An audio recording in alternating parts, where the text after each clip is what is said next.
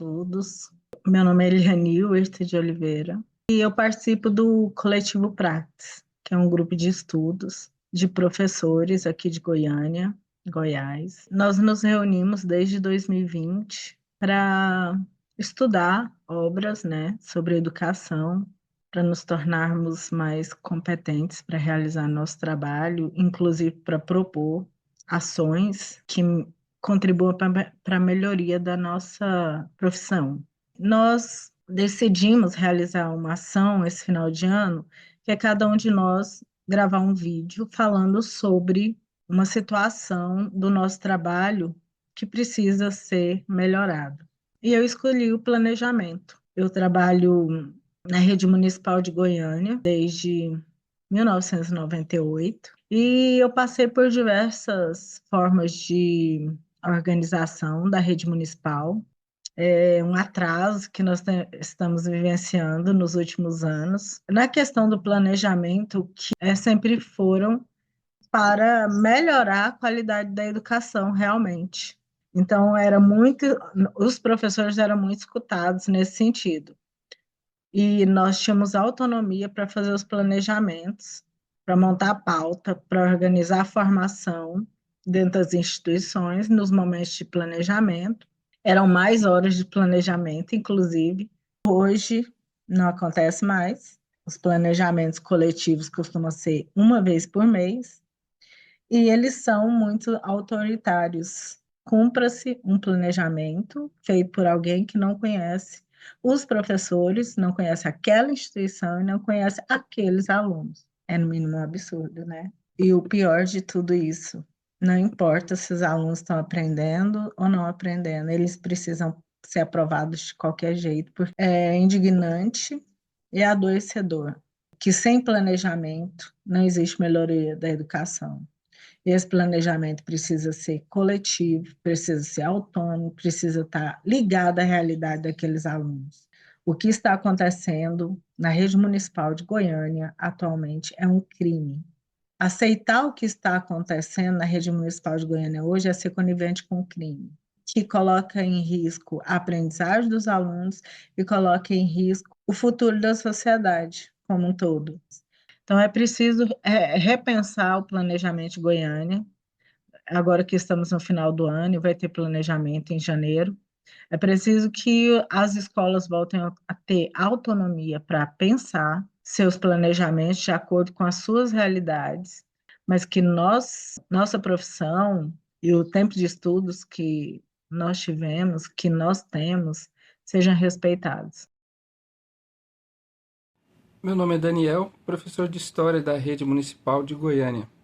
Vou falar sobre a EJA, a Educação de Jovens e Adultos, que está sofrendo uma mudança drástica que vai piorar a situação de muitos cidadãos. A Educação de Jovens e Adultos, EJA, é uma modalidade de ensino que foi criada com o objetivo de atender uma parcela específica da população.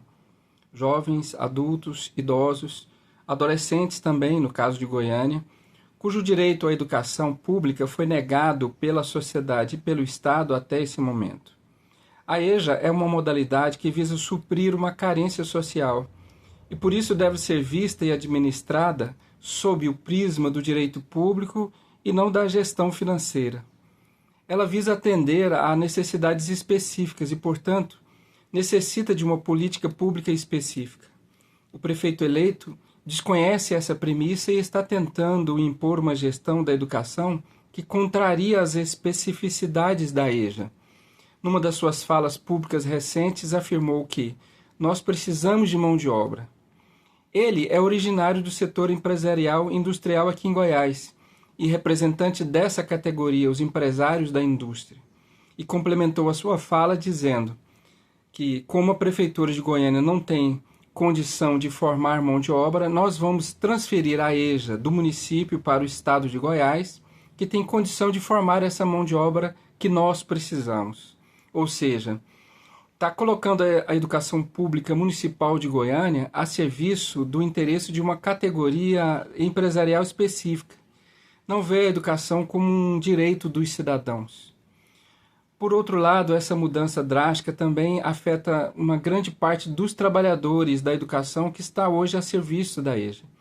E esse é outro aspecto da administração pública que tem que ser analisado sob o prisma também do interesse público. E, portanto, o trabalhador do serviço público tem que ser visto como alguém que precisa de uma condição de trabalho adequada para prestar um bom serviço para os cidadãos do município. O que está acontecendo é um duplo ataque aos direitos do cidadão goianiense que necessita desse serviço e aos dos trabalhadores envolvidos, que se veem agora numa situação de terem que, em menos de um mês, alterarem toda uma rotina de vida e obrigados a replanejar seus roteiros de ida e vinda de casa para o trabalho e vice-versa, o que acarreta uma sobrecarga e consequente prejuízo para o exercício da sua função. Olá pessoal, sou o professor Renato Regis, de História da Rede e membro do coletivo Praxis. O futuro prefeito Sandro Mabel nem assumiu ainda, mas já anunciou algumas medidas nefastas para a educação, dentre elas a suspensão para a eleição de diretores. Sobre isso, gostaria de destacar 2 pontos brevemente. Primeiro, a eleição para a direção foi fruto de uma luta, de uma conquista histórica dos trabalhadores da educação. Antes disso, os diretores eram indicados por políticos, vereadores, deputados, geralmente pessoas que pouco ou nada sabiam de educação e que tinham gestões desastrosas e autoritárias nas escolas. Mais recentemente, a Secretaria de Educação tem criado alguns mecanismos que visam, de certa forma, inibir, reduzir o poder de atuação do diretor para controlar não só o diretor, mas a escola por inteira. Isso faz com que vários colegas desanimem de votar ou de se candidatar para a direção, visto que, uma vez na direção, muitas das coisas que a gente acredita e defende, a gente não pode implementar devido aos mecanismos criados de forma autoritária pela Secretaria. Para combater esse ataque, acredito que a gente precisa pensar inicialmente na forma como se dá o processo eleitoral para diretores. A maioria, se não todos os colegas que se candidatam à direção, são movidos por ideais ou interesses pessoais, mesmo que tenham apoio da comunidade escolar. Acredito que não se trata de eleger uma diretora boazinha e nem de um diretor líder do grupo, mas sim que o próprio coletivo construa, por meio de debates e discussões, um determinado projeto político-pedagógico e escolha entre si alguém que emprestará seu nome, seu rosto a tal projeto. Nesse sentido, o diretor seria somente a expressão formal, o representante legal de uma concepção de escola e educação encampadas não só por ele, mas por todo um coletivo. Isso faz com que tanto a escola, a comunidade em geral, tenha muito mais força para tomar determinadas decisões e defender não só o diretor, mas como a gestão e a própria concepção de educação adotada. É isso. Olá, boa tarde. Me chamo Renato Borges, sou servidor da Secretaria Municipal de Educação aqui de Goiânia. Eu estou passando aqui para falar das 9.000 vagas, que o futuro prefeito anuncia, em criar nos seus primeiros dias de mandato. Então eu estou aqui para chamar a atenção acerca do caráter privatista, que pode ocorrer na entrega desses vouchers aí para que as famílias possam matricular e manter suas crianças dentro de educação infantil para que elas possam desenvolver suas atividades diárias.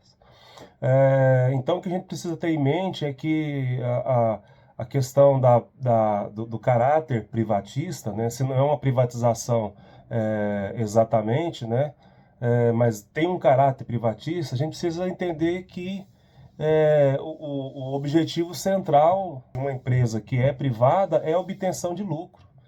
Ou seja, esse dinheiro que vai ser aplicado nas instituições privadas para que as crianças tenham vagas, poderia e deveria ser aplicado na conclusão dos CMEIs que estão inacabados, né, no município de Goiânia. E de igual modo também na construção de novos CMEIs, né? A outra questão que nós precisamos pensar a respeito dessas 9.000 vagas, que no primeiro momento pode aparecer e aparentar algo muito interessante. Os trabalhadores dessas escolas privadas terão a mesma formação, terão a mesma qualificação dos profissionais que atuam na educação infantil no município de Goiânia. Então precisamos ter isso em mente, a questão da qualidade, zelar pela qualidade da educação no município de Goiânia, né, para que as nossas crianças tenham o cuidado, tenham a parte do cuidar, mas também a parte pedagógica garantida, né? Então precisamos estar atentos a essa questão.